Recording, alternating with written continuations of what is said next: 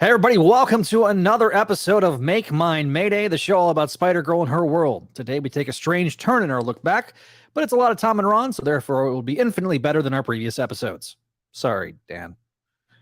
Anyway, first I want to tell everybody about our other great shows here on the Spidey Dude Radio Network. We have our two Spidey Dude Vault series shows, Clone Saga Chronicles, hosted by me, the show all about the 90s Clone Saga and the Clone Saga related characters that started all here on the network, Spectacular Radio, hosted by Greg Bashansky, the show all about the 2008-2009 animated series on the Spectacular Spider-Man that ran on Disney XD and Kids WB, with frequent guests being executive producer of the program, Greg Wiseman, that covered every episode of the series. Amazing Spider-Man classics. Season 1 was three guys talking about Spidey from the beginning, with Season 2 being a father and son duo, Jack and Javi Trujillo, doing it themselves. Trying to say it correctly there, Javi. The Spectacular Spidey Sal Buscema era podcast is hosted by Chris Dedman. Talked about the era of Spectacular Spider-Man, drawn by our pal Sal. Voices from the Eerie A Gargoyles podcast, hosted by Greg and Jennifer L. Anderson, cover the Gargoyles animated series with Greg Wiseman on there. Latest episode just came out, so if you have not checked it out, check it out. The video version's on our Patreon page, and the audio is available on all your favorite podcasting catchers. Speaking of our Patreon, we have Books of X. It's a Patreon first show hosted by Neil Bogenreiter. Talks about the Cohen era of X-Men from the beginning. And finally, our sister program here on the YouTube channel, Spidey Dude Experience, hosted by me, where we talk about Spidey's modern day stories with our newest project being part of the series, The Slot Symposium. The pilot episode is out now. It'll be the second episode each month, other than our usual fare. And of course, we got to thank our patrons here at the top, patreon.com/SpideyDude Network. Patrons such as Adam, Allison, Cindy, Ed, Georgia, Greg, Janelle, Jessica, Jurgen, Catherine, Kale, Keegar, Laura Howard, Lump Moose, Master Draman, Phoenician, Scott, Vanessa, and Vicky. Thank you guys for your support. And our VIPs.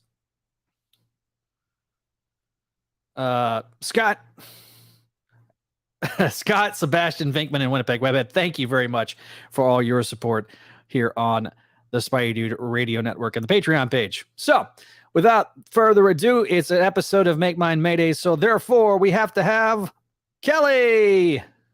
Hi! And there's a tiny Neil. And a little tiny Neil. We have producer extraordinaire Neil Bogenreiter also joined us with yes, this the help little man with a lot of power. I'm also reading what you read. That's topical. You've done the pokey rap in the intro. You're doing all the Patreon names. Adam Spencer, Jessica, Janelle, Catherine, Keegar, K-Kill, Lump, Moose, Metatron. Catch him, gotta catch them all. Spidey Dude! God almighty. So great, Neil. You will do that for us for all of the intros now. I appreciate it. He'll do all. I'll just turn it over to Neil. It'll be like, all right, Neil, do the pokey rap. I gotta be the best that ever was.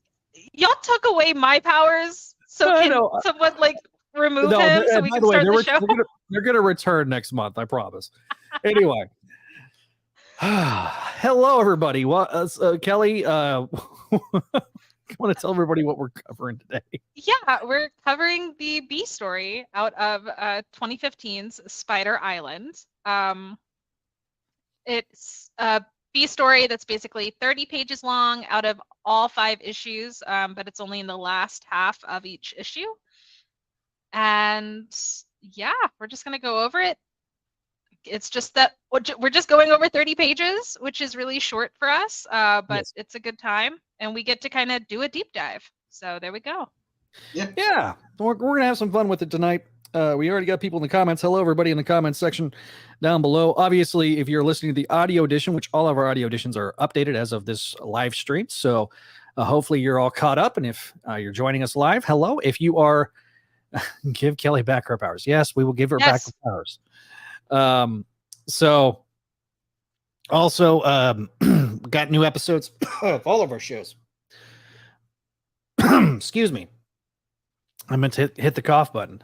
But yeah, so a little bit of housekeeping. I just want to mention here off the top, they just solicited officially the Secret Wars being done by Tom and Pat miniseries. It's going to be 5 issues long, so put that on your pull list. The solicitations are officially out, so that means it's probably going to be in previews, the next previews. So if you go to your comic book shop, find it at previews, be sure to order it. That way you reserve your copy, because chances are they may not carry it because there's so many miniseries. They only carry, so much. So just to ensure that you get your copy. You can also go on Amazon if you want to do it digitally and reserve your copy there as well. So I believe it's already solicited. Let me go check it real quick for you. Yes, it is solicited. I checked it earlier today. So yeah, definitely do that. Do both, actually. Yeah. Support Tom and Pat. That way they get more Marvel work, because that's how this goes. If they sell well, we would hope so. We would hope so. It's Marvel. I don't trust any higher up opinions. And I think it's interesting because we're talking about a Secret Wars revival right as we're having a Secret Wars revival talked about in the main part of the show. Yeah, because it is. That's the framing device of Spider Island. So yeah, I was going to get to that in the Spider history, Neil, but you stepped all over it. Yeah. Hey, Neil, I love you, but you can go to the back now. Okay, bye. Let's get Kelly back. Okay, there we go. Now I'm very large. Okay, sorry. You got banished. You got set in the corner. I'm sorry. Trying to be nice about it. Oh, okay. Anyway, so you can come back after the episode. All right. I'm sorry. Anyway, okay. Speaking of all of that, obviously we don't have too much more housekeeping or news. It's kind of been a little light. So let's just dive on in to Spider history with that segue. Yeah. Let me pull. Yeah. So Spider history. Buckle up, folks. We got some stuff to discuss here in the history portion of the show. So to set this up, as Neil kind of alluded to, this mini-series is the outgrowth of a line-wide crossover event you might have heard of before, Secret Wars. Technically, it's Secret Wars 3, or as I like to call it, Secret Wars, the template for the MCU's phases 4 through 6. Sort of. Anyway, jokes aside, every title that Marvel was publishing during the summer of 2015 was put on hiatus, and various miniseries were published in place of your usual titles. Jonathan Hickman was wrapping up his run on Future Foundation, which I'll try to explain a little bit more in a second, and Fantastic Four. And this was the culmination of all of his work at Marvel since he had started. So what importance does that have to do with this story? None, but is the context is something that we strive here for here on Make Mine Mayday, and by God, you're going to get it. So examples of these miniseries include the first mini of Spider-Man Renew Your Vows, where people were given a sliver of hope before it was shattered that the girl in the story was not in fact Mayday, but rather Annie. This is important because she will become a part of Mayday's story later on in the discussions during the show. Not this episode, but in future episodes. Another big example was the killing off of the Ultimate Universe, where Miles would be integrated into the 616 before it was all said and done, thanks to a 6-week-old cheeseburger. Also, Miles' mom, who'd been killed off during the Venom storyline, was brought back in this new 616. Explanations were supposed to be made, but never were. So it's technically an ongoing plot point. Anyway, it's a whole timey-wimey, headache-inducing multiversal stuff. So, anyway, Spider Island was a popular story that occurred in 2011 during Slott's Big Time run, and this was a way to bring back the concept of the story to life. Originally, there was hope for a MC2 series that would be taking place, but alas, all we got was his backup to this miniseries. So from a marketing standpoint, it makes some sense, but honestly, to me I remember people at the time talking about it, it was kind of baffling. One has nothing to do with the other, and it felt like they just threw it in just to do so. So this is the main story of Flash Thompson, that what would happen if we had Spider Island again. Like I say, the minis are all like a patchwork of worlds held together by Dr. Doom as leader of the Future Foundation. What is the Future Foundation, you might ask? It's what happened when you give Jonathan Hickman a lot of leeway to do whatever the heck he wants. So see X-Men for another example, or just join Patreon and listen to me, Neil, talk about it on Books of X. Okay. Shameless plug out of the way. In reality, Future Foundation in this basic form is an expansion of the Fantastic Four family and represents the time that Peter was a full-time member of the FF while Johnny was presumed dead. So, anyway, most of the timelines or event comics got this treatment, and this was no different. I recall this was sort of pitched as like a one-shot, But I do have some audio that I'll play here in a little bit. And then it turned out to be this miniseries. That kind of was my recall, but I went back and listened, and you'll hear that audio here later. So jokes aside, there are a lot of themes that were put out here. There's an interview that I do encourage everybody to go find that we have on Spotify. It has Tom and Ron on it. But biggest takeaway is this was intended to be a bridge to her next chapter, Web Warriors, which we will talk about obviously in next episode. So, for the same reasons that we established in the previous episode, we're not reviewing the Fever Dream Spider Island acid trip that is the main series. Somewhere our friend Tyler, noted Flash Venom fan, is sad. And as Kelly's about to explain, we're going to do this a wee bit differently than usual. Kelly? Yeah. So, because I now have to get all the way to my parts of the notes. But yeah, so as I said last episode, I wanted to break this B story, like the way it feels, the way it should be read, which is one whole issue. It actually totals 30 pages. So it's a little bit longer than one issue, but not, it's tops, you could say 2 issues. But it's just easier if I go ahead and break it all down, and then Zach and I will go over our thoughts and feelings as a whole. So without further ado, let's get the info out of the way. This Spider Island mini is featured in issues Spider Island 1 through 5 from 2015. So Spider Island 1 is July 8th, 2015, and the solicits came out September 2015. Spider Island 2 is August 5th / October. Spider Island 3 is September 2nd / November. Spider Island 4 is September 16th / November.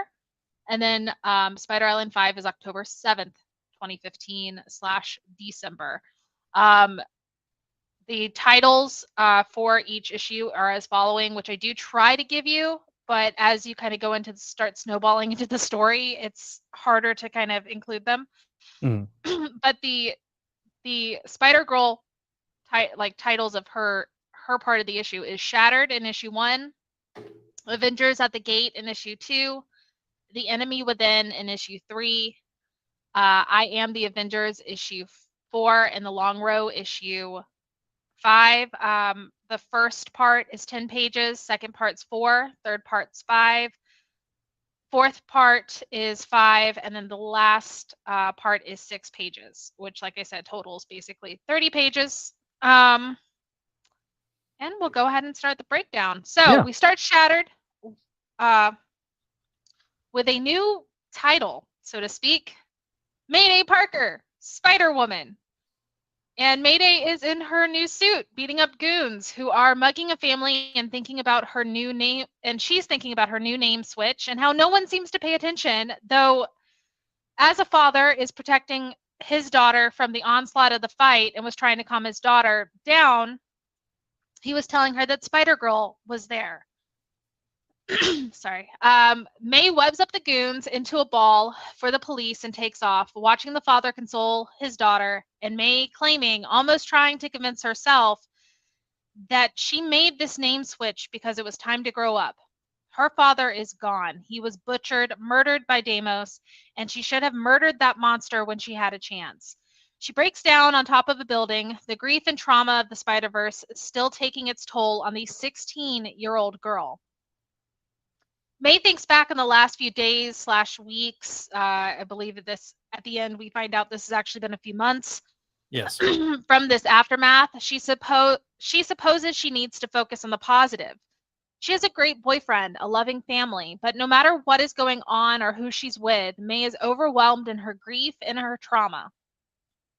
She starts to confide all of this, including her still dealing with her anger and grief and not killing Deimos with Stinger. Even finally giving her name to Stinger, which Cassie starts referring to her as May over Spider-Woman and tells May to call her Cassie. So Cassie tries her best to talk May through this. I mean, May has just gone through an incredible amount of turmoil and loss. While Cassie can't understand, she does sympathize and gives May a shoulder to lean on. Sadly, this can't just be a simple moment, as while May and Cassie have their conversation on the rooftops, Big Man, aka Hank Pym Jr., has come to the Avenger Mansion to talk to Scott, Lang, Cassie's dad, about a plot the Red Queen has to put Stinger that puts Stinger in immediate danger. We cut back to Cassie and May, and it looks like the Dream Team, consisting of Blue Streak, Crimson Curse, Freebooter, and of course American Dream, is wanting to start a fight with May and Cassie, but there's no need for them to fight, right? Like, what's going on here?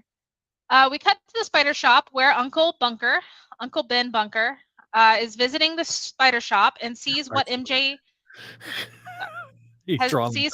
has done with the spider IP to help May. Bunker Ben asks if MJ thinks May will let him help with her responsibility to protect the neighborhood, which, like, I get that he wants to help, but also, as he says himself, May isn't the only costumed hero around. You don't need another one, sir. Go back to your bunker, please. But we cut to the fight on the rooftop, and American Dream is accusing May of being an imposter and the real murderer of Spider-Man, which, while of course preposterous, May is in no mood to talk this out and works on taking down Freebooter, Blue Streak, and Dream in one go. Crimson tries to use an enchantment on Cassie, and while it looks like Cassie is fighting, a sudden zap, which is not normal for Curse, and now Cassie's on their side and wants to kill May. Uh-oh. Dun, dun, dun. In Avengers at the Gate, May is trying to run away from these clearly hypnotized former Avengers. I mean, how can someone not recognize Spider-Girl to some degree? Sure, she's wearing her father's old suit, demanding to be called a name she originally never wanted to be called, and it's definitely not the person she was when we last saw her at the end. But it's still May, guys. Come on, what's going on? Talking to her friends is going nowhere, so May tries to think. She can't get captured by these guys, you know, when they're like this, especially not when she's so close to the Avengers compound, and she might be able to find a mansion full of reinforcements there.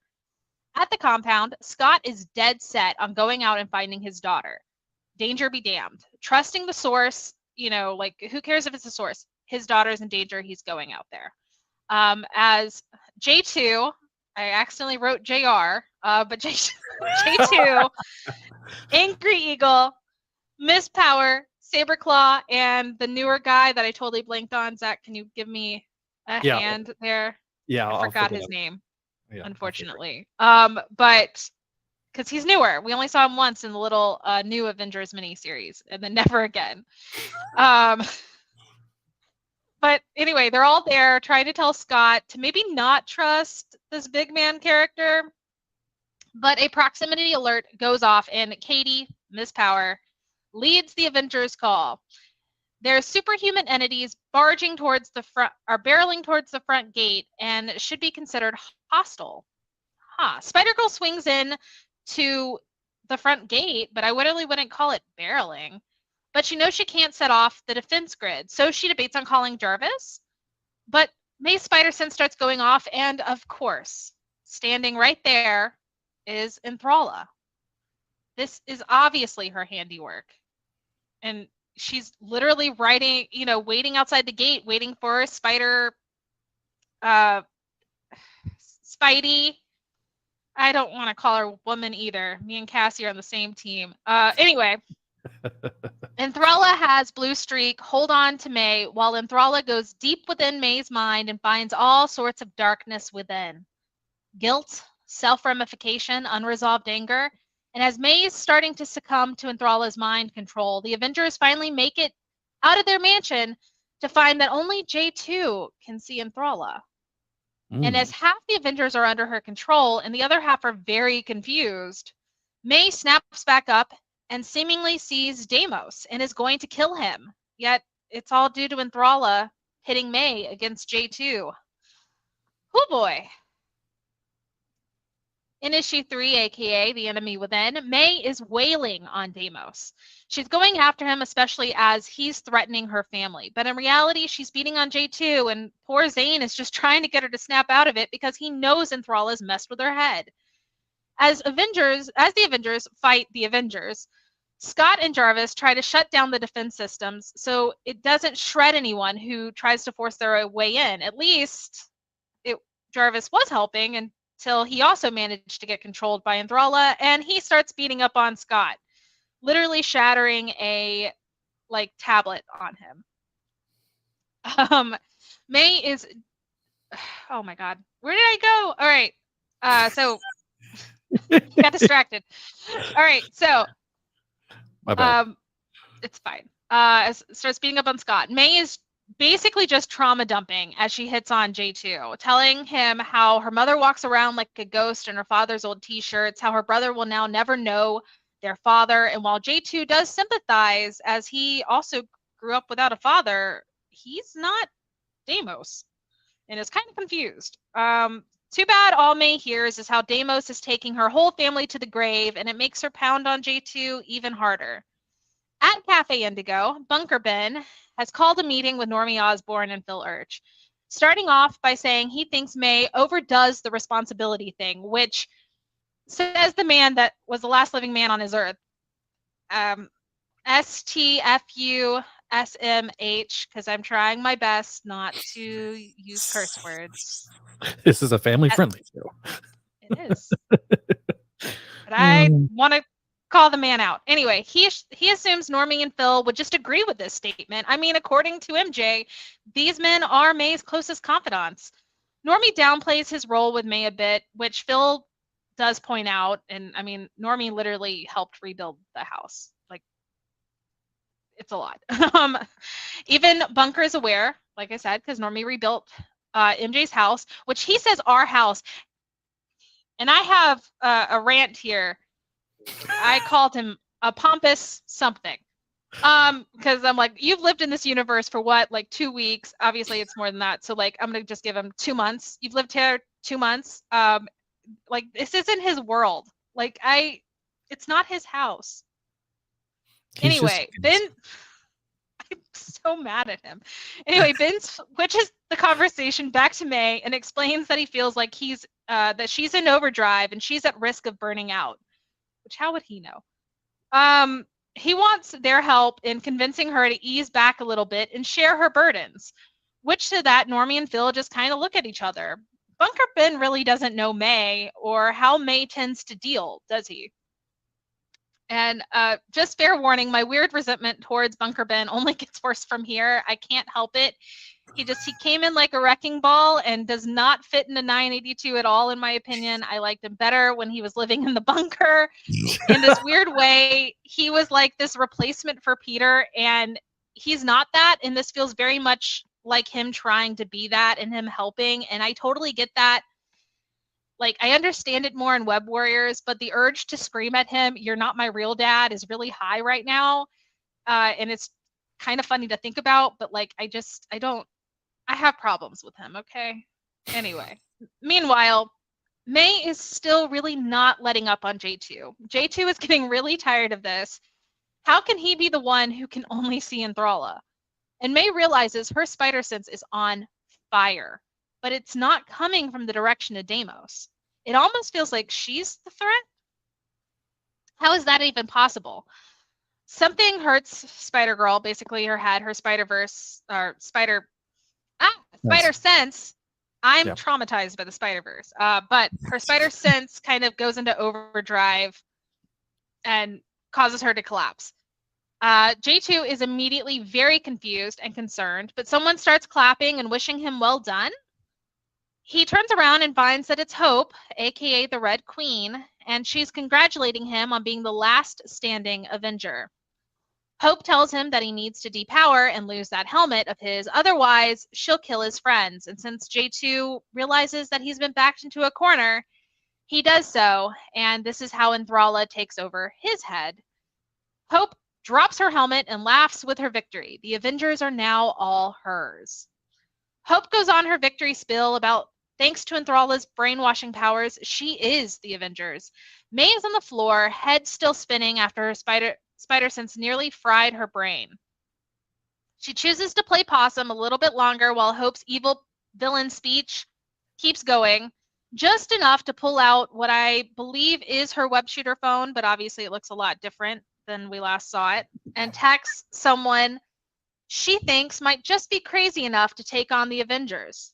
Normie's phone rings at Cafe Indigo, and Bunker Ben, enjoying his latte a little too much for my liking, Asks Normie if the text is urgent. Normie tells Phil and Bunker Ben that May is asking for reinforcements at the Avengers compound. Phil asks if she's helping the Avengers and sighs when Normie tells him that that's not the case here. He'll go alert the others. This seems to wake up Bunker Ben a bit. You mean May actually does ask for help and doesn't just take things on herself, and maybe the whole issue with Bunker Ben has only been he's been on this earth for like 2 months, which has literally been the 2 worst months of May's life, and she's only known him for those 2 months. And I'm getting lost on my rant here, but anyway, Ben is shocked that May does actually ask for help when she needs it and does have friends who comes to her aid when she asks. I'm not sure who says it, if it's Phil or Normie, because this could be said by both, but they tell Ben that she does ask for help all the time, and if he wants May to share her responsibilities with him, this is her sharing. At the Avengers compound, Hope is about to execute Scott Lang for taking over Hank's Ant-Man identity, as we already knew from her previous appearances that Hope blames the Avengers for her parents' death and has basically been consumed by anger, resentment, and revenge because of this. And now she's finally getting her wish to give the Avengers the payback she thinks they deserve. First, starting with Saberclaw executing Scott Lang, or so we think. May can't play zombie with the threat of Cassie possibly losing her dad, so she goes in swinging and takes down Saberclaw and saves Scott. Hope and Enthralla are confused. How did Spider-Girl or Spider-Woman snap out of the brainwashing? Doesn't matter, as Hope wants her dead and assembles the Avengers to go after her. As May fights through the chaos, she realizes maybe she's overdoing it, and she hasn't really spent much time with her friends and family, and especially with Wes. She thinks to what Scott was trying to tell Hope about her dad and how she needs to be honoring and celebrating how she lived his life, not overly focusing on how and why he died. May realizes that even though she's going 1 on like 20 with the Avengers right now, she's able to turn on autopilot and have a little fun in the fighting for the first time in months. Too bad the brainwashed are starting to coordinate their efforts. Thankfully, May's backup comes just in time. Lady Hawk, you see, with no plural or twin involved in her name. Raptor, Green Goblin, Kane, Dark Devil, and Buzz are there to help May out. Lady Hawk cracks a joke, and Dark Devil gives orders to the team. Sadly, all this really does is piss Hope off to the point she now wants Cassie to kill her father. Something that May knows Cassie will never be able to forgive herself for. So May does what she can do and acts on instinct and grabs Scott to get him away from Cassie's blasts. May stuffs Scott in a storage unit despite his protests and goes to try to snap Cassie out of Enthralla's control. She calls out to the warriors to not look into Enthralla's eyes, which Buzz is really confused because who's Enthralla? And Kane quips that he does wish Buzz would read the dossiers he gives him. Too bad Enthralla was able to get Kane, Raptor, Lady Hawk, and the Buzz really easily. But May does have Dark Devil, and that might be the only person she needs here.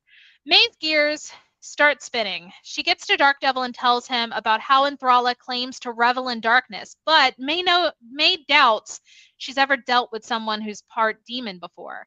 How does May know that? So she asks her cuz to let Enthralla zap him. They have no better ideas, so Dee Dee does do it. Dark Devil does his ass, and well, wouldn't you know it, it worked. Even he was shocked a little bit because he wrote, huh.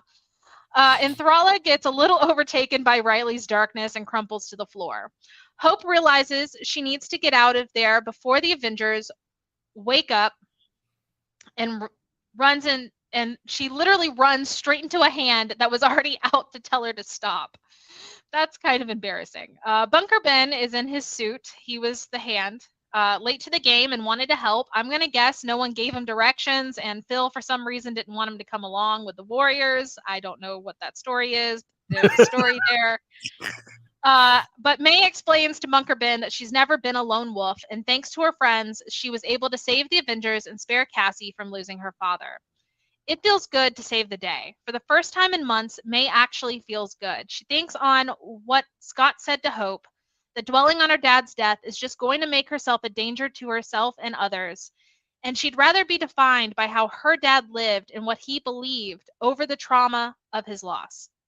May learned that there are other spider people and that there's this whole multiverse. But May is the only one that she knows that was raised by a happy and loving Peter Parker. And that makes May unique and very special. She loves her dad and always will, for she's Mayday Parker, the daughter of Spider-Man. The end for now. In a snazzy new suit that will not last very long. We have to talk about the suit. I mean, we should acknowledge that there was a Okay. redesigned suit. Yes, I mean, there was. So It's we'll get into it in our reviews. so firstly, hi Ron. I saw you in the comments. So Yes. hello to Ron. He expressed disappointment when it came to how this was collected, because this was released in a trade. I mean, Waylon's also disappointed if you hear him whining in the background, as this was also published not only in individual issues, but they did publish it as a trade paperback. He had hoped that they would have collected this all as one story, because it's kind of meant to be read as one big story, like how we did it. But that's not how it's collected, either here on Unlimited or the trade paperback itself. So, but yeah. And I share that particular thought process. It really doesn't flow well when you're reading, because you got to read through this main story that, frankly, you don't care about. At least for me as an MC2 fan. You're forced to buy this miniseries of stuff that's largely things I didn't care about to read the story that I actually did care about. And considering this is the final time we see Tom and Ron, at least for now, right, Spider-Girl, it's that part of it kind of feels a little disappointing, because I'm going to be honest, I would have read the crap out of a full 5 issues of MC2. Like, I would have loved to have seen it, been the whole book and not just relegated to this backup. But it was great to see the rest of the world reacting to the death of Peter, and how the story is that reflection of hope in May's life. And I'm glad as hell to see a redesign of the costume, because it really felt weird her wearing her daddy's suit. It just really felt weird. No one, in my opinion, in the fandom that existed prior to Spider-Verse wanted this change. No one asked her to be Spider-Woman, and Tom felt a certain way, and Ron both felt a certain way about the name Spider-Woman. Jessica's been the only one who has had any staying power with, especially since Bendis's love affair with her made her relevant in the eyes of many people in the 21st century. Her attachment to the Spider Office is always still baffling to me, and it's always felt forced, but I have always felt that she should be attached more to the Avengers and not to the Spider Office. Regardless of that, that's just a mere aside. The desire by members of Marvel's editorial department to make Mayday into Spider-Woman was finally complete, as we've referenced before. If you go back and listen to that interview that we've talked about a couple of different times, the original plan was for Mayday to become Spider-Woman as far back as issue 75 of the first volume. So never underestimate the willpower of Marvel editorial. So, from a structural standpoint, I feel like that Tom and Ron made chicken salad out of chicken. They were allowed to show the impact of the death upon Mayday and how an event would impact her. The problem I have is with it is simple. Mayday's story has never required such a tragic outcome.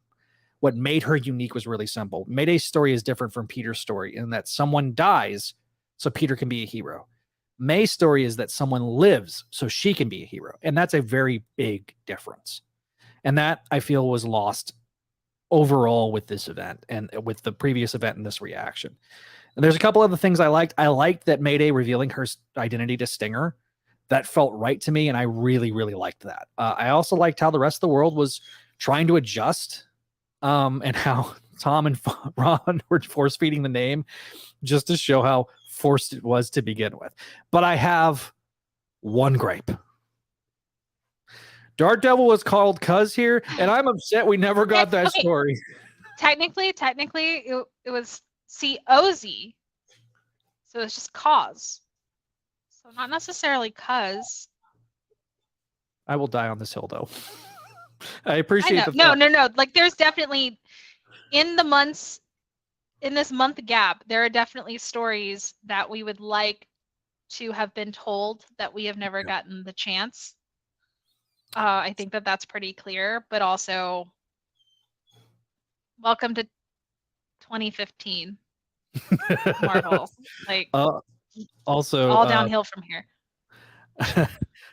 I appreciate the thought and the sentiment, but this type of thing I felt would have been beneficial to longtime fans, and I think you could have put that in with the additional pages if they had allowed this to be its own miniseries to stand on its own. I think you could have had that. It's just like a scene or something. I did pull this gem of a background bit that was snuck in and that no one caught, and considering that Tom and Ron kind of have done these things in the past, like an ongoing bit about a former editor named Owsley, I chuckled at this.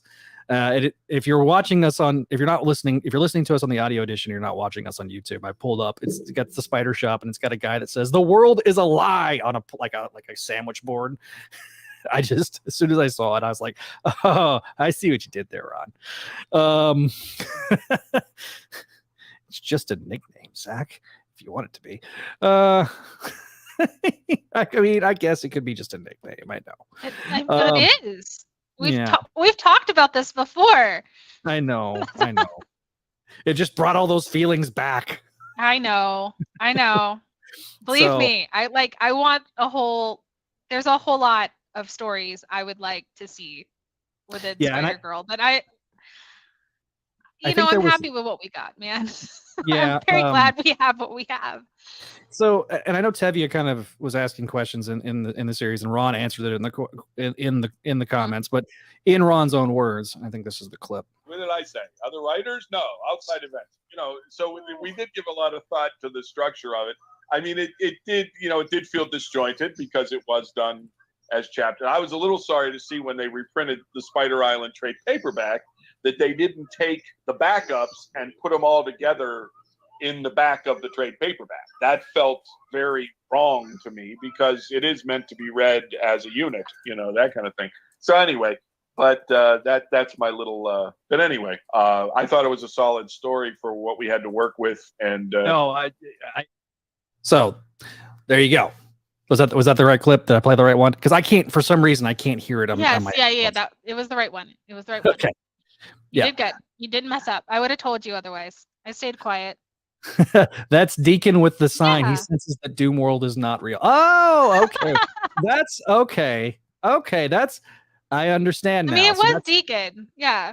Okay. I didn't realize that was Deacon with the sign. Yeah, that's Deacon. Anyway. I think it's the last time we actually see Deacon and we see his comic shop, actually. I know. The next comic shop we see in a Spider-Girl thing, it's McDuffie's, which I mean is fine, but not Deacon. It's not Deacon. Anyway. Deacon's Den. Deacon's Den is an institution in the MC2. So. Yes. So anyway, all right. Apparently, Tevye didn't know that was Deacon. So, well, there you go. Cool. Yeah. So I guess on my thing, this story is kind of hard to handle. And while I think it's actually handled very beautifully, this should have been its own one shot. It should have been its own thing.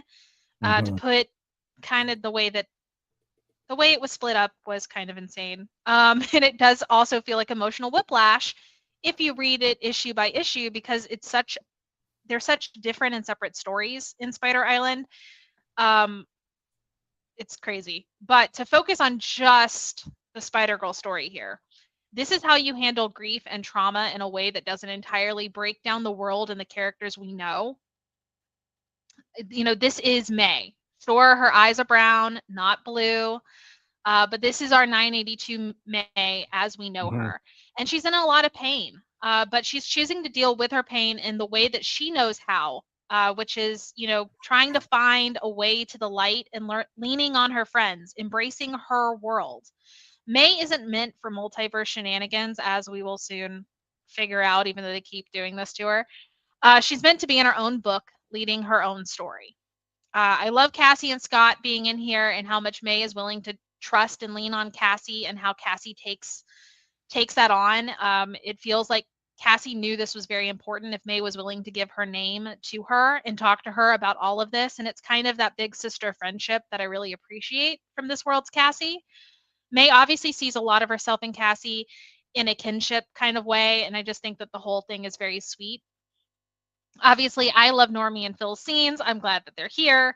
I'm glad most people got a cameo or a moment. It really felt like a check-in with the world, but also from us kind of rereading everything the way that we have.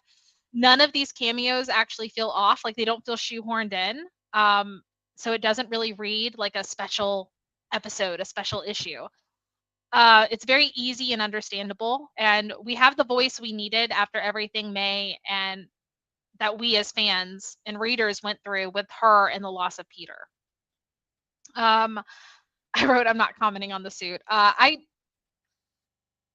absolutely hate the first suit. Most definitely her wearing her father's suit. It just looks wrong. And even the redesign at the end, I'm sorry, Ron, it's just not Mayday to me. It's not her suit. It doesn't match her. It just feels all sorts of wrong. So sorry. I like that. Like, I feel bad about saying it, but like it's a lot better. The suit at the end's a lot better, but Yes. it's not May to me. And that's kind of where it feels wrong. It just feels completely wrong. And I mean, it doesn't even last through all of it. Web Warriors. I mean, it's really the only other person that drew it was Baldion, which we'll talk about next episode. Yeah. But yeah, there's a lot more we can say and dissect from this mini, but it's, ultimately this is a very clear and cut and dry story. I love that we got this. It feels very cathartic after the events of Spider-Verse, and I'm glad we got this story, but I also hate that it just exists and even was needed at the time, because I really hate Spider-Verse, and that's kind of the end of my review that I have to say. Obviously, we know I'm annoyed with Bunker Ben. Yeah. Very much. It's not going to stop. So,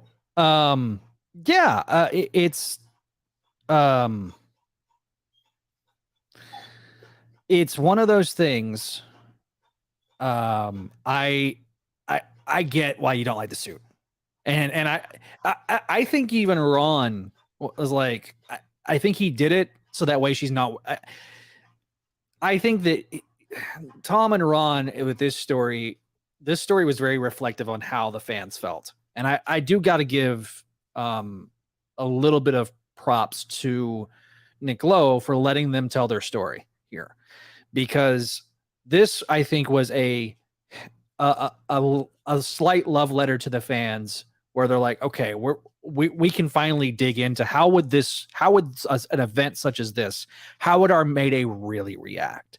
And I felt like there was constraints that were placed on them with the other story, and here they really got to flex their muscles. So, but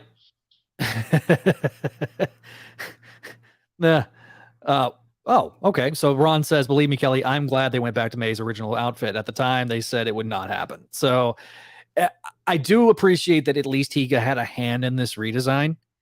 Oh, yeah. No, that I appreciate. Like I said, I appreciate this issue for what it is and what it's doing to get us to the 2 Web Warriors. My thing is, I just hate that like this whole situation is even happening, if that makes sense. Like, I'm very glad we have this.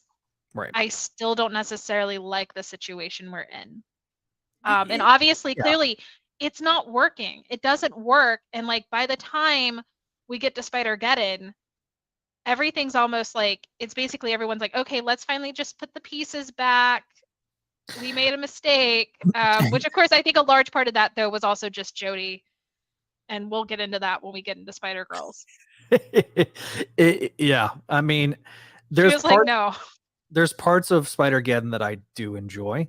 However, there's parts of Spider-Geddon that I really don't like. No, I don't like either. We'll talk about it, but like I said, I think in terms of Mayday, like it feels like after Web Warriors, everyone kind of realized the things that they did to, I guess, try to bring her in weren't working. Like, We'll talk. Like I said, it's such a like, weird situation. We'll talk about it as we go through it because it's like Mhm. this is kind of that transitional point of us going. This isn't necessarily like, you know what I mean? Like it's yeah. it's not I mean, greatest thing anymore. we've covered now, 160 some odd issues of story, and the vast majority of that has been Tom and Ron. And so there's a level of expectation that I know that I'm getting when I read a Tom DeFalco and Ron Frenz book. And I know I'm going to find things I enjoy. I too liked the interaction with Phil and Uncle Has Been. That's been my nickname for him for a long time. Uncle BB, like, come on. Yeah, Bunker Ben. It's good. Archie Ben Bunker. I know that he was shoehorned in. I'm sure he was an editorial mandate, obviously, or they were just. I don't know. Like, I mean, well, we knew that he, like, at the end of Spider-Verse was living with them. I enjoy him. So, like, I enjoy this Uncle Ben trying his best to integrate himself into the family. Like, he very much is making a valiant effort. And I think he has good intentions. I'm just annoyed with him. And I'm annoyed with the fact that instead of, like, actually talking to May, he's talking to everybody else. And I'm sure she's just shut him out. Like, she doesn't really have a lot of respect for him to begin with because of the way he's acted. But like the whole thing though is just like, dude, you could sit and like actually talk to her. Like, because too, it's the way he comes off, because he's just like, she's taking this too seriously. It's like, are you mental? Like, Ron Frenz, I love Pat, but I love you more. So, aw. Big I mean, he did almost call you ravishing Ron Frenz. I mean, this did happen. It almost did happen. So, but I feel like that it also was good for him to. The dogs hear somebody outside. The joys of living in an apartment complex. Anyway, so like I say, it felt really a lot of fun for him to kind of start to realize, oh, there's more to this world than he had. Like, his whole backstory is just kind of. Well, I mean, what world did he come from? He was the last living human living in a bunker. Yeah, he was living in a bunker because, Ezekiel came and said his people skills suck. Yeah, which is he has not no communication skills. That's not how Uncle Ben has ever been portrayed before, and that's what makes it so great. I will say this: in fairness, after us dealing with COVID and we're living in a post-COVID world, I kind of do understand him losing that lack of ability to have a conversation. No, that's true. Because we deal with that every day. That is true. I mean, there's still people that are hunkered down, and I get it. Like, I do. It was oddly prophetic. In that when you bring it that way. It kind of is, actually. It really that just makes me sad. Like, Marvel, stop doing that. But they wanted a Simpsons moment, okay? Yeah, right. I also, like, you and I've kind of talked about this off air, but like, why is Phil so grumpy? Okay, everything post the dance. I don't get this, but I enjoy it. I enjoy this like attitude, but I don't know where it came from. Like I feel like he's so over it. He's so done. It's like he's kind of fed up with May a little bit, and I just don't understand where it's coming from. Now, to be fair, but it's funny. I mean, he's still there. He's still gonna be there for her. It's just kind of funny. I don't know. I'll also say this: he is also probably in mourning and in grief because he lost his. No, totally. So to be fair, and I'm sure that's Very what they much. were thinking about whenever he. Yeah, I think it's just when you pair it though, like with the dance. He was grumpy there too. He was. That's what I'm saying. So- Like, it's just, yeah. Oh, okay. Oh, Oh, Tom and I discussed. So Ron in the chat says Tom and I discussed some ideas for Bunker Ben that would have been addressed his dark backstory, but then we heard they killed him off. So okay. yeah, they killed him off, and we'll talk about that because that's also another point of my anger with Web Warriors is how that happened because it's very anticlimactic. Yeah. I think certain people heard the reactions to Uncle Ben because I think the expectation when they originally wrote it as an idea, because there's a difference between just throwing ideas onto the page and crafting a story, right, Ron? That's a reference to that old episode where they talk about that, but yes. Sometimes not every idea needs to hit the page.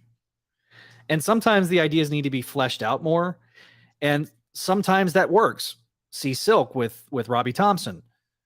See Canis Scarlet Spider with Chris Yost. I mean, sometimes those stories can be fleshed out in this particular era of how they're doing things. But it just felt like pointless. And I think a lot of people were kind of offended that an Uncle Ben would just curl up into a ball and give up. Because again, if you go through and you've read a lot of Spider-Man stories that involve Uncle Ben was very much of that era of the depression, post-depression, baby boomer era, the way he was written, in that he grew up and he had a sense of determination that May also, like Aunt May also has, that was instilled in Peter, and it just felt very antithetical to how he had ever been portrayed here. Yes, so I agree with that, but I also think so we're in a multiverse situation. Mhm. Everyone has a choice, everyone has a decision. He made one choice. And this is how things derailed based off that one choice. I mean, it's like the butterfly effect, blah blah blah. Like, yeah, because that's where that's coming from. That's why it's like I'm not mad at this character. The issue that I have is, like I said, because he is this Ben, and he's only been in this world a few months. Yeah. I get very angry at his feeling of ownership towards May, towards the family. And I'm not saying that like he's like trying to actually control her. It's just he feels like he belongs there, and it's like kind of you get that feeling that he doesn't. And we'll see it more in Web Warriors, but you know what I mean? Mm-hmm. And I also will say this too. I like the concept of we're seeing an Uncle Ben that gets to be a grandfather. Like, I like that as an idea, but again, it's just an idea. It's not a story. And it's just that's when I get frustrated, is when there's a good idea that's half baked. And that's not a clone joke. So for those that want to make that joke, it's not a clone joke. But Josh, you can drink. Yes, you can drink. Take a Winnipeg Webhead, you can drink. I promise. You can take a shot on that one. That's a good drink. That's a good one. All right. Because if anybody doesn't know, he's made a drinking game to just about every like Spider-Man podcast personality. Yeah, I mean, considering my ties to crawl space, and obviously here on Spidey Dude Network, like he's a big, he's a big fan, a big part of it. And so he's made this drinking game, and so every time I mention why he wants to kill himself, I don't know. Listen, I mean, livers are not cheap, apparently, on the black market. So no, they're not. And we are definitely getting derailed. We already got derailed with the Uncle Ben discussion, now, but I do think it's a good discussion. Yes. I don't remember if we've like I'm gonna put something in the chat, Kelly. Okay. That sure. Since you took my power away from me, and I can't do that. I know. Just like I'm also not in the special cool group chat because I don't have an iPhone. I'm sorry, Kelly. She's the Android person, and I am an Android Apple sheep. supremacy. Android supremacy. I'm an Apple sheep, and now that I have the computer too, it's also I can reply with my computer. Yeah. But you have a drinking game too, Venkman. I forgot about your drinking game, so my bad. I do have this. I did look up to see if we had any reviews, and we do have one on Apple. Well, I thought Venkman's drinking game was for water. Yes, Venkman's. It's a hydration game. That's his was a hydration game. Yes. Yeah. Anyway. So I don't remember if we, because you asked if we had any. Yeah, I didn't see any emails. So do we have reviews? Do we have? I don't remember if we voicemails? covered this. We don't have any voicemails, but I don't remember if we covered this review. It's from Let's read it. 2022. So let's go ahead and read it. It's a 5-star review that was left. We have 9 ratings on Apple. We have 1 3-star review. All the rest are 5-star, except for I think 1 1-star review, which okay. Who that? I don't know. So if you have not left us a rating on Apple, go on Apple Podcasts and leave us a review and a 5-star rating. That would be great. Make My Mayday makes my dad is the headline. What? I think makes my day. I think it was supposed to be makes my day, but it makes my day. It autocorrected to makes my dad. Zach and Kelly bring the magic of Mayday to life, whether in Spider-Girl or Amazing Spider-Girl. Nothing beats the good-natured laughs and knowledge they both bring to the show, and leave listeners like me wishing the long podcasts were even longer. Keep it up. Left by Crazed. So thank you. Thank you to him for leaving us that wonderful review. Yes, that is a very nice review. That was a very, very kind review. So, yeah, it's a. We knew this was going to be a short episode, and I kind of figured we would go about an hour. So thanks to our Uncle Has-Been discussion, it kind of stretched us out a little longer than we expected. It did. I was like, let's see how we somehow make this 2 hours. But I'm very glad it's short. Because there's only so much you can do on this, and I think we did a really decent deep dive. I think the only thing we could possibly speculate would be like what happened in those few months, but let's not. There is one thing that would take us an hour. Yeah, there is one thing about this story that I know Ron will want me to mention. Okay. Yes. There is a clear symmetry between Hope and Mayday, and it shows you. And I didn't bring that up, and I should have. Yes. I just thought about it. So there's a very clear symmetry to how would you react to losing a parent. And you could either go Hope's route, where she's just in this bloodthirsty vengeance thing, right? And which is how May was being written to a certain extent in Spider-Verse. Yeah, and I think this was also a big critique of Dan's story. And you have Mayday, who went through that, but she's trying to press forward. And whereas with Hope, she's just reveling in that, and she's just diving into that and not allowing herself to see any of the positives.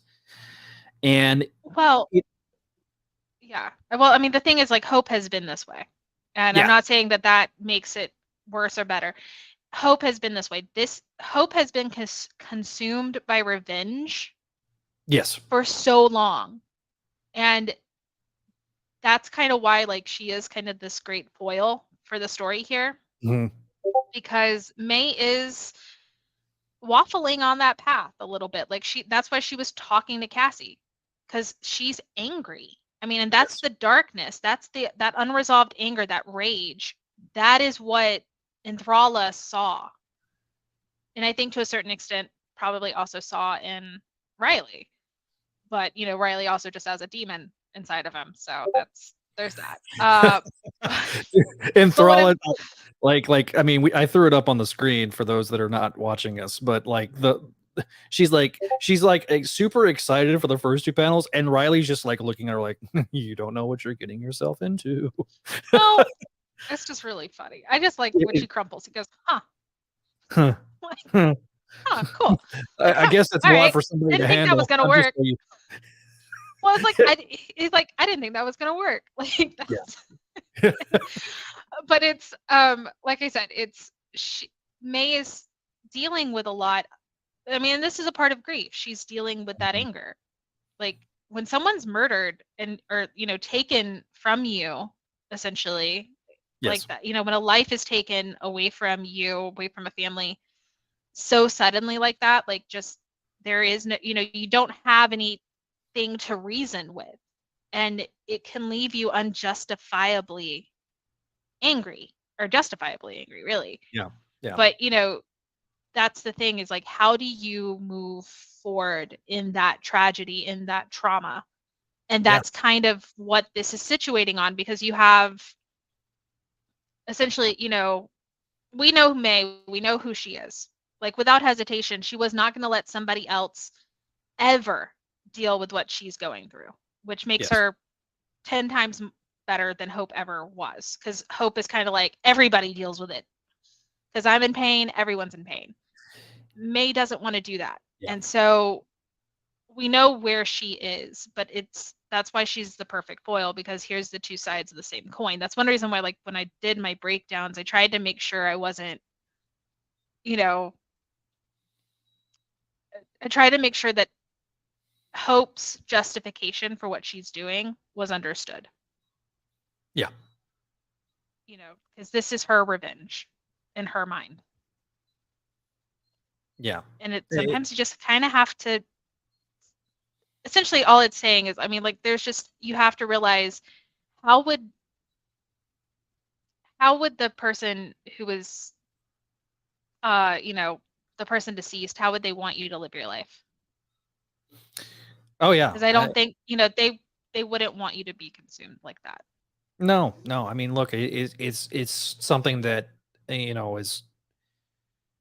I can speak for myself. I mean, it's something that I've even confronted in my own life. Losing my twin was a very traumatic event for me, and it's taken me a long time to get through that. But one of the things that my mom always told me was, like, she wouldn't want you to just revel in the grief. She would want you to go do something with yourself. And then I became a dad, and then my whole life changed, and everything was fine. But it's when you experience it was such a senseless thing from a standpoint of, it was pure shock value. And I feel like that at least here, Tom and Ron got to sit there and put their stamp on it and say, look, we've created this very realistic world, and the things that are being done to this world are very unrealistic. And we want to try to bring it back to that, and kind of give that bit of closure to the fandom. I mean, this was a sort of quasi letter to the fandom, and I feel like it was also a bit of a reaction to, look what you've done to our, look at my baby, like the whole thing in the Godfather. But like, I mean, it's, the thing is that Marvel owns the character. Marvel can choose to do what they want to do. That's unfortunately, as we will see. And I also like we have to bring this up because you use this in the advertising of this episode, but the tagline that you put in this. Okay, look, if you don't read this issue and don't immediately think of this song, I can't. I mean, obviously I'm insane, but like, I can't help you, like, because the joke is too good. It's too good. She is not a girl and not yet a woman. No woman, no. AKA Britney Spears' second album. Was it the second album? I think it was the second album. Third. Was it third? Okay. I apologize. Yeah. Your team, like, listen, you're a Britney Spears fan. I'm just somebody that listened to her stuff when I was younger, and I'm not like a huge super fan. Find some of her stuff great. So I wouldn't call myself a super fan. I just, want her to be like free and happy and able to do whatever the heck she wants, like any other adult. Tevia, the only people that wanted this for Mayday were the editorial department. Anyway, moving on. So what's going on next episode? Okay, yeah, I mean, I guess that, yeah, sure. Sorry, I just wanted. It was out of left field. I was just like, what? Anyway, next episode, we're going to go into Web Warriors. We really only have about 20 more issues left of Mayday's story so far. And that means it's time for Web Warriors. Boo. So next time we record, we're going over Web Warriors Part 1. We've got about 10-ish issues with May appearing. I am going to double check that. But basically, we're going to split this up.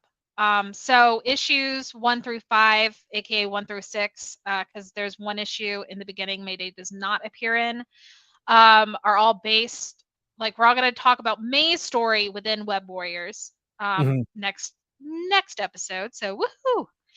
And do we want to read our stupid notes we were talking to each other in? Where you were like, I think in issue 5 they're going to kill her off, and I was like, no, that's why it makes the most sense to cut off there. So yeah, I know. But anyway, we're gonna split it in half. It's really stupid.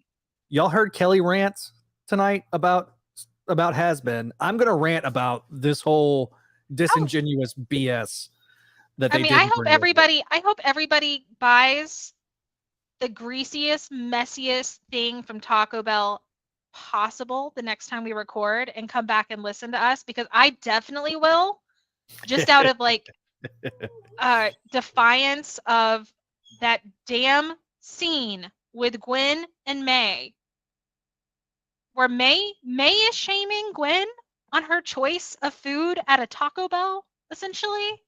I mean, yeah. I have a lot of problems with it. I have a lot of problems, and we'll talk out of context. I have a lot of problems with all of Web Warriors, but I have a particular problem with that scene. And there's another y'all are scene. going to hear it. Yeah. It's gonna be fun. You're going to. Just buckle up, Buttercup. We're gonna have some fun here. And then in the next one, you'll get a rant because Mike Acosta made her make a bunch of sandwiches in the kitchen for hours during the height of the "go make me a sandwich" joke. Yeah. Y'all get ready, because I do not like Web Warriors whatsoever. You're gonna find out why. So find out why by tuning in next time here on Make Mine Mayday. Yeah. All right. So anyway, but yeah, we're gonna do that. So I'm gonna let you go ahead and do the outro. We will see you guys next time. Yep. So and like I said, bring the Taco Bell. Bring the Taco Bell. Order Taco Bell, have it delivered, or go drive and get it. So if you haven't followed us on Facebook on our social medias, at Spidey Dude Network, Twitter is at Spidey Dude Radio, and at Make Mine Mayday. I refuse to call it X. If you have not followed us on YouTube, if you're listening to the audio edition, find us on YouTube and subscribe. Give us that like, that share. And if you're listening to this on the audio edition, give us more 5-star reviews so we can have those ratings. Find us also on Instagram at Spidey Dude Network and at McDaniel28. And then, of course, you can leave us a voicemail at 818-925-6631 if you want your voice to be heard on the show. We'll play a clip on the show. If you want to leave us an email over at makeMyMayday@gmail.com. Let us know how we're doing. I really appreciate everybody that's done that. And of course, we got to thank our patrons while we get out of here. So thank you to our patrons, such as, I'm not going to do the rap as Neil said, but no, Adam, do the rap. Okay. Adam, Allison, Cindy, Ed, Georgia, Greg, Janelle, Jessica, Jurgen, Catherine, Kale, Kegor, Laura Howard, Lump Moose, Master Draman, Phoenician, Scott, Vanessa, and Vicky, as well as Scott McGraw, Sebastian Vinkman, and Winnipeg Webhead. Thank you guys for your support over on patreon.com/Spidey Dude Network, where you get all some exclusive goodies like Books of X and Voices from the Eerie. Of course, that's patreon.com/Spidey Dude Network. Thank you guys for your support, and we will see you next time here on the Spidey Dude Radio Network.